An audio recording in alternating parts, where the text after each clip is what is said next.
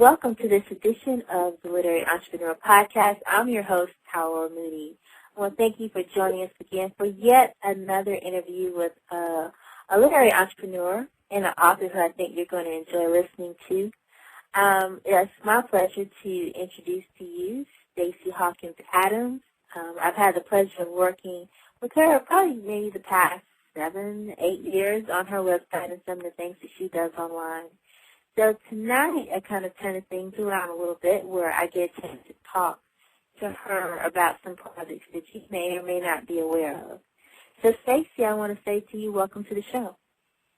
Well, thank you for having me, Kai. As you said, it's been a pleasure to work with you with another hat on over the past few years, but you kind of seen some of the behind-the-scenes work, my work as an author, entrepreneur, so I'm honored to be here. Oh, my pleasure, my pleasure. Well, what I like to do with most of these podcasts is that I could probably read a bio, but I think, that's a little bit boring. So I like for you to tell us a bit about who Stacy is. Gosh, I don't know. I'm a writer at heart. I guess we can always start there. Like many writers, I've known since I was a child that I, had a love for writing and wanted to someday be an author. So I guess you could say that I started there. And then as an author, I ended up developing sort of a knack for marketing and an affinity for that. And in my day job, I serve as the Associate Director of Communications at a local private school here in Richmond, Virginia, where I live. With that hat on, I do a lot of marketing and branding and social media. So that really dovetails nicely with what I also do as an author. So I guess I'm an author, I'm a marketer of my work and others. I have done some nonfiction writing as well as novel writing. I'm a writer coach. I do inspirational, motivational speaking. I teach writing classes at a local university and also some writing classes on my own just at a local community center.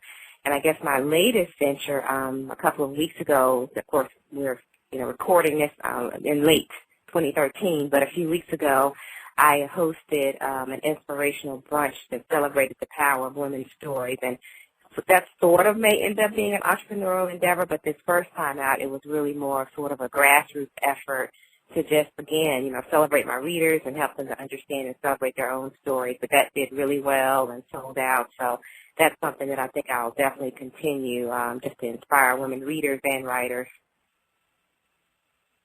Oh, and that you do really well. I know your tagline is using words to enlighten, uplift, and inspire. And you definitely fit your brand, and everything that you do, I see, is around that. So let's talk a little bit about, for anyone who may not know your journey, what was your experience in becoming published? Okay. Well, I started out actually as a journalist. I figured out pretty much in middle school, high school, as I began to study careers, that in order to be a great author, you might have to be a starving artist, and I wasn't necessarily feeling that. So I kind of segued into journalism and discovered that I really loved the nonfiction writing and telling stories in that format. So that tagline that you just mentioned, enlighten, uplift, and inspire, the enlighten part of that is what I hope to do, not only through my novels, but through my nonfiction writing. So I was a journalist at a newspaper for probably about 6 or 7 years, and I kind of got the bug again to write fiction, and I started writing my first novel, and I guess it was around, that first novel came out 2 years ago, in 2004, so I got the bug around 2000 or so to kind of start writing fiction again while I was still working as a full-time newspaper reporter. And I guess fast forward now, a decade later, I've written 9 novels. I left the newspaper about 6 or 7 years ago full-time, but I continue to freelance for them as their parenting columnist. So that kind of keeps my hand in that nonfiction world and in that journalism world, just telling interesting stories, interviewing experts about how to parent from 0 to really 50, because I also talk to grandparents and parents of adult children. So that's been an interesting journey. And then, so my first novel was set here in Richmond, where I live, Richmond, Virginia, my first series of novels.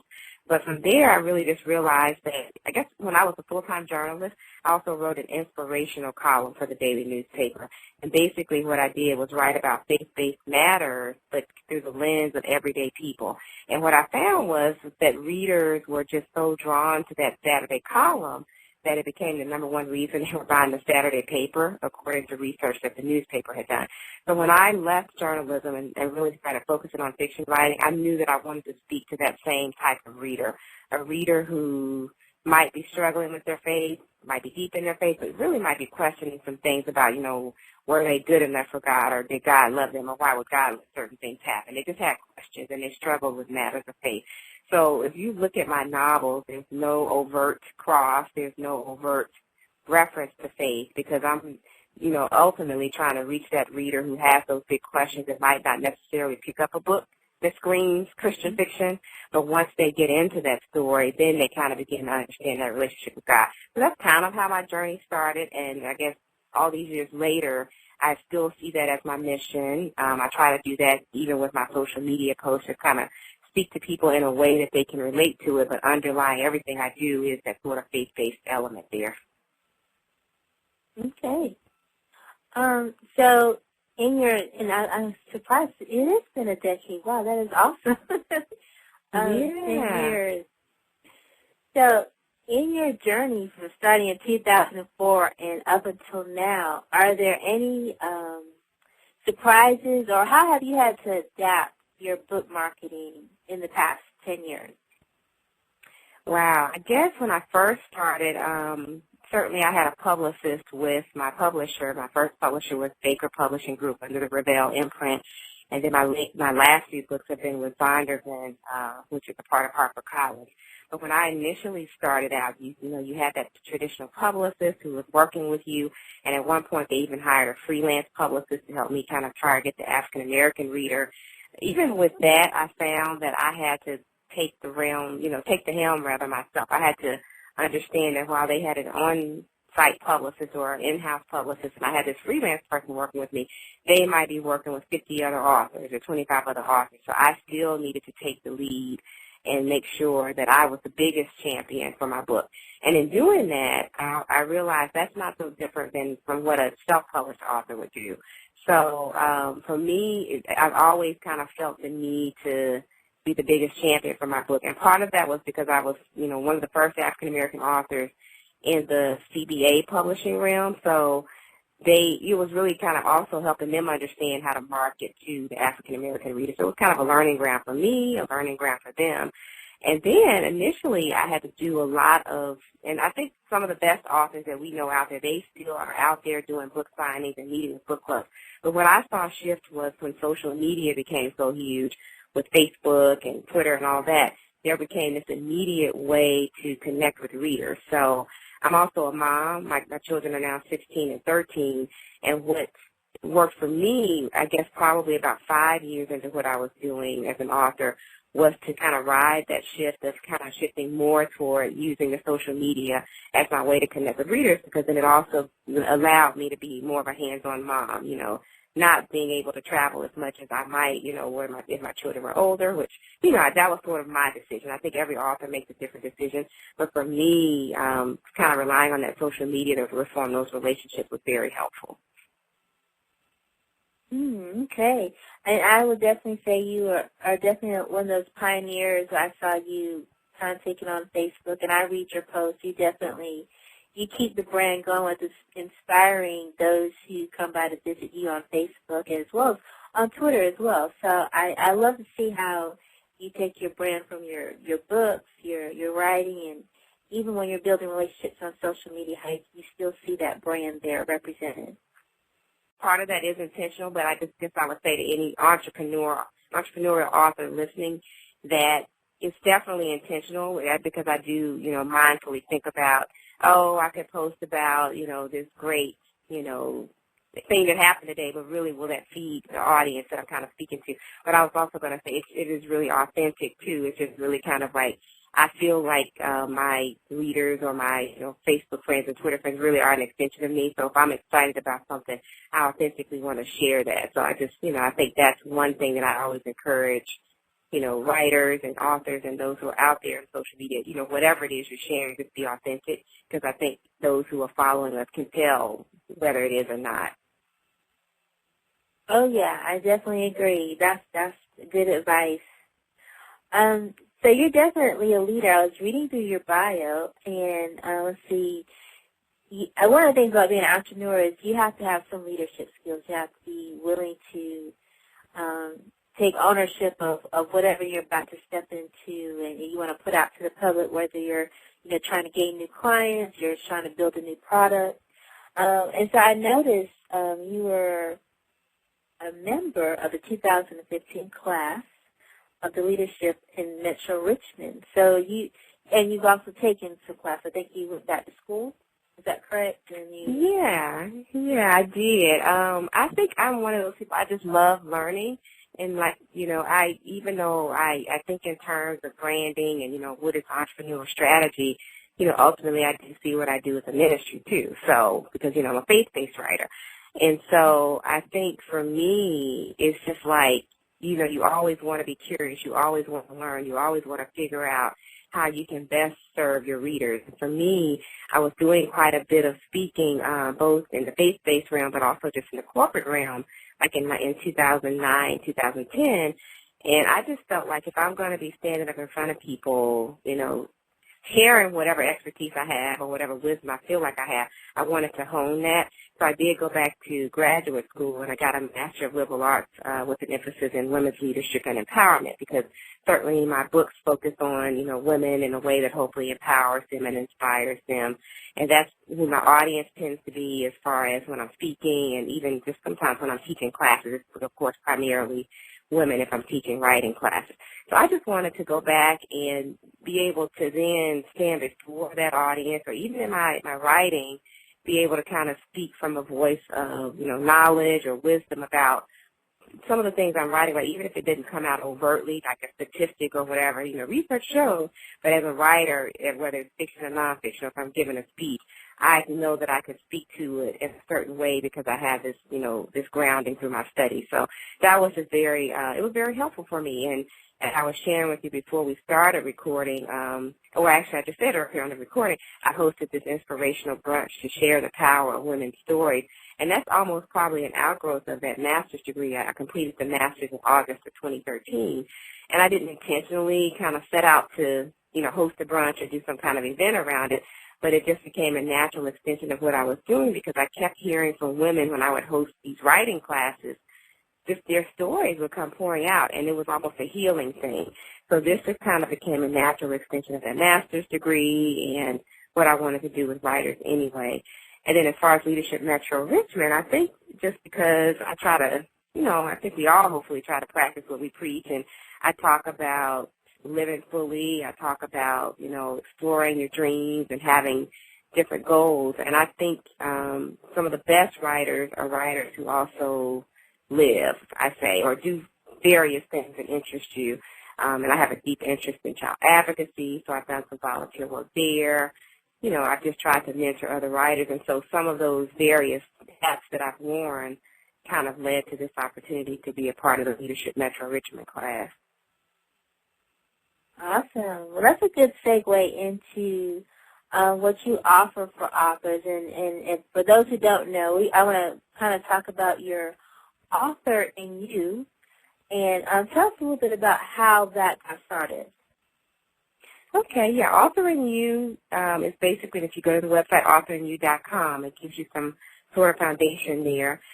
Basically, that website and those teleclasses or teleconference calls, I guess you could say, they started because I was teaching local writing classes at the University of Richmond as an adjunct professor.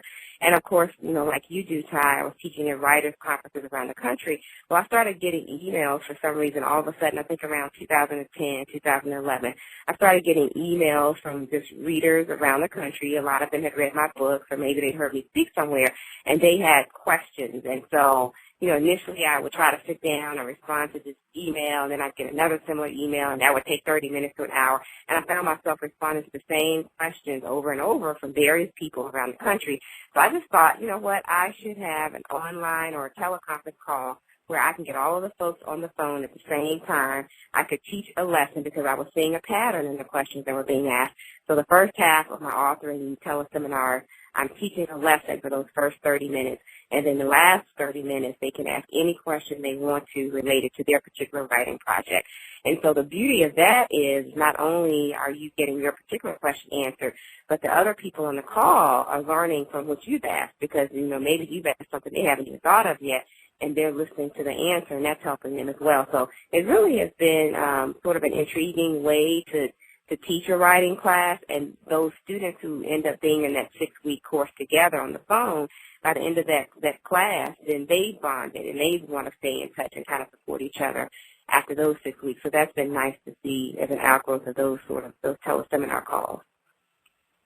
Okay. And you have a nonfiction track and then a fiction track. Which one of those is coming up soon? I'm going to start with the nonfiction track for January, just because I think, at the beginning of the year, more people are introspective and kind of thinking about their journey. So we'll start with the nonfiction track in January 2015. That'll be mid-January, so you can check my website for the latest dates on that. And then we'll have the fiction track more likely in May or June as people are kind of getting more into summer and more laid back. We'll go into the fiction track. But I'll also be teaching, for those who are in the Central Virginia area, I'll have some on-site classes, which are my more informal writing classes called Unleash Your Writer Within. So those will be on my website as well. And that's for the writer who may want to write a book, but maybe they just want to journal, or maybe they want to blog, and they just kind of need some insight on what their voice might be and how to get started. So those classes will be offered as well in 2015. Stacy, really, really want to thank you for being on the podcast today. I do want to just, if you would leave us, because I feel like it's important, where you have a lot of new writers that they kind of get caught up in writing that book. And then they kind of see, oh, I have to market the book now. What are some tips that you can leave for them? Because it can be really overwhelming. Because there's so much information about how you go about trying to get your book out there. What are some tips you can leave for them? Well, I'll say even, 9 books in, I still can find it overwhelming at times. So that's certainly an understandable feeling. And like many of those writers, I think writing is my true passion. But the thing that they should sort of embrace is that you can write the best book possible and have the most wonderful message, but then you've got to be the biggest champion of that message. So it's sort of like you can't hide your light under a bushel. So if you have a message, you then have to embrace the process of sharing that message. So that's the first thing I would say, to just kind of encourage them to kind of step out, because that's always a struggle for me, because I get teased at book signings now. I'll be sitting at the table like, I'm not going to beg these people to come buy my book. And then I'll have a reader come by and say, why are you not standing up making people come over here? And they'll do it for me. So I totally get that. But then I guess I would say beyond that, what I said earlier about be authentic to who you are. So for me, I truly would say that if I weren't a writer, I still would be a person that encouraged others to pursue their passions and pursue their goals. Because I think I'm naturally an encourager. And because that's who I am anyway, that is kind of how my brand has been built and how my marketing has been built around the things I'm passionate about anyway, which is inspiring others to live their best lives.